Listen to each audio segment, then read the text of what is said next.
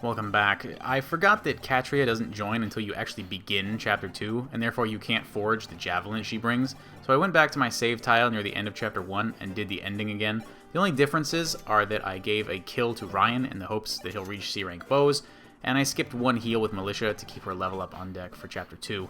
And then I bought a javelin as well as a hand axe because, yeah, ranged attacks are super important in this difficulty, even though I memed really hard on buying this hand axe in Hard 3. Maybe I'll actually use it this time. Alright, Fire Emblem 12, Lunatic-Reverse, 0% growths, Chapter 2. Preparations here are sped up as always. The highlights are we're going to bring a cavalier Draug to chase down a thief, because he has a D rank in lances, which means he can use the javelin, and also he's bulky enough to survive some combat that he's going to see later on. Aaron, meanwhile, is going to be a hero, because he will be able to double all enemies on the map. Heroes have pretty decent speed, and he's got weapon triangle advantage, being able to use an axe, and it's just a pretty durable class in general.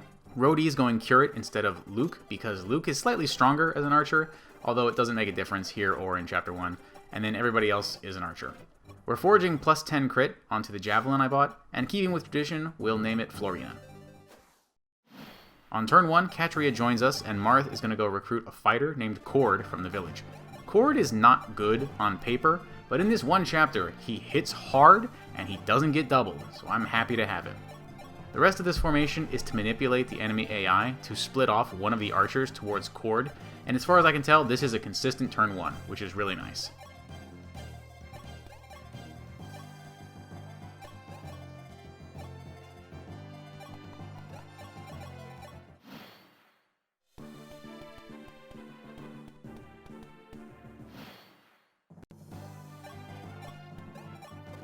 Cord is going to take a nice chunk out of his hunter, and Aaron's going to wipe out this other hunter by doubling.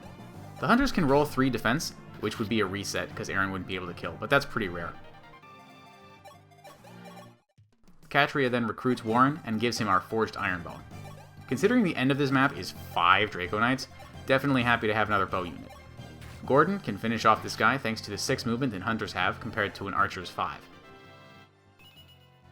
This next enemy phase AI is not consistent, but it seems like the trick to get what I want is to have Luke's 6 defense up here with the avatar instead of Ryan's 7, because otherwise it would make more sense to have Ryan up there, because he is stronger.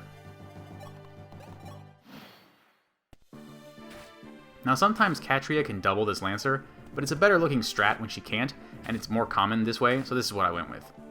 It's this third Lancer that we need to move straight down, rather than curving around toward Cord. That's the important AI manip here. I went ahead and used the save tile to get a crit on the thief to reward us with a lady sword. This is a great item, and I was just not willing to pass this up. And we'll need a crit javelin like this a few more times in the early game anyway. But this is the only crit of this chapter. And this is why that Lancer had to move exactly like he did, so that Gordon and the Avatar can team up to clear him out with their steel bows, outside the range of the incoming Cavaliers.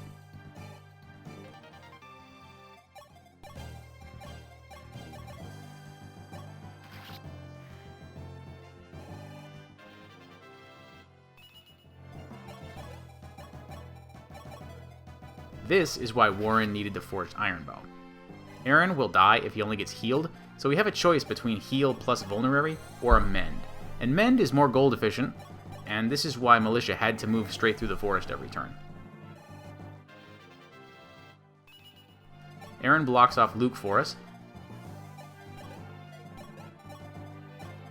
and Cord holds this beautiful choke point to keep Marth from getting doubled up on.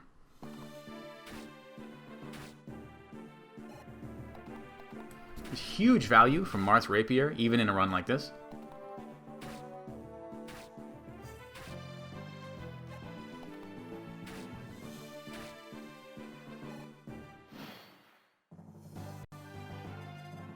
So I'm going to heal Marth and then give him this kill with another Rapier use, because Marth's weapon rank is actually pretty important. Being able to use the Devil Sword and Levin Sword at C rank helps a lot. It does cost me a vulnerary compared to if I just killed this guy with archers instead, but I don't mind.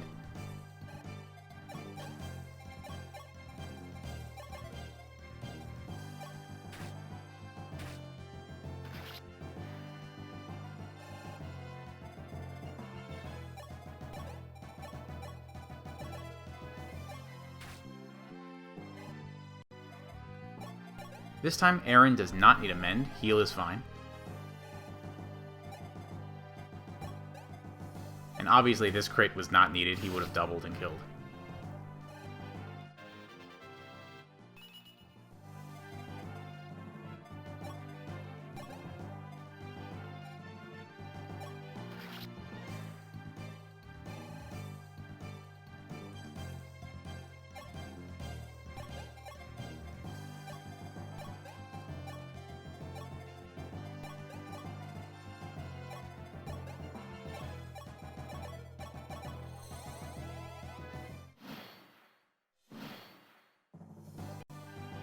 So you honestly could get everyone healed up and in position to pull on this turn, except for Draug, who sadly needs an extra turn to get ready to pull on his side.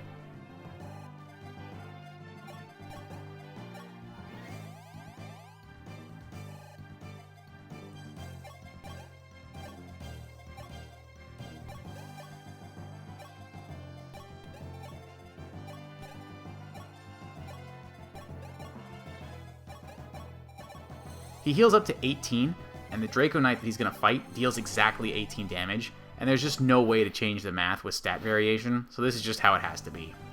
Nevertheless, everybody gets ready, and we get in position for the pull.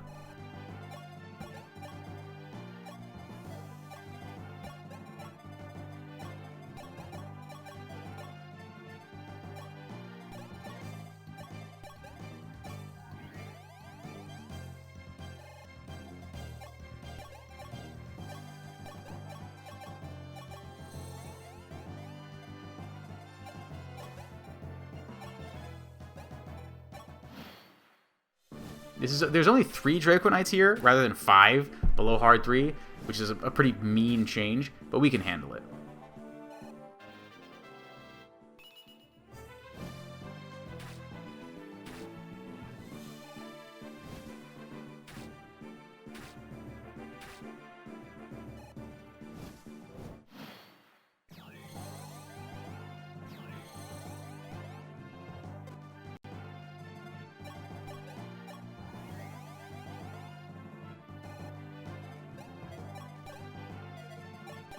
So we'll get right to work with our Forged Iron Bow, and we do need either Gordon or the Avatar as the one chunking the boss.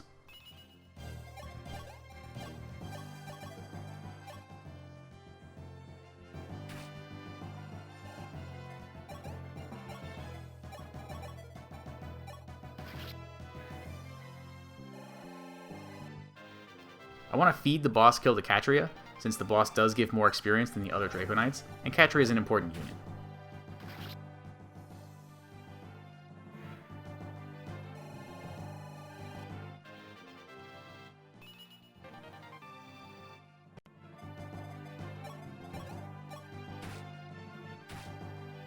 Honestly, this strat looks a bit cleaner than the one I had in my hard 3 run, but I did take that crit to kill the thief, which I did not do in hard 3.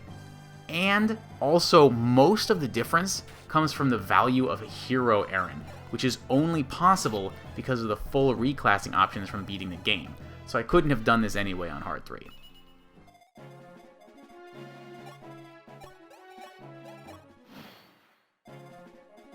Always happy to farm a little extra EXP and staff rank on Militia. And Martha's right next to the gate here at the end, but keeping in mind that it costs 2 movement to step onto the gate, I couldn't find any way to get Marth up here a turn earlier. So in the end, we're going to get a 9 turn clear, compared to the 8 on hard 3, which I think is pretty solid. Definitely very happy with how this turned out. Hope you enjoyed it. Thanks for watching.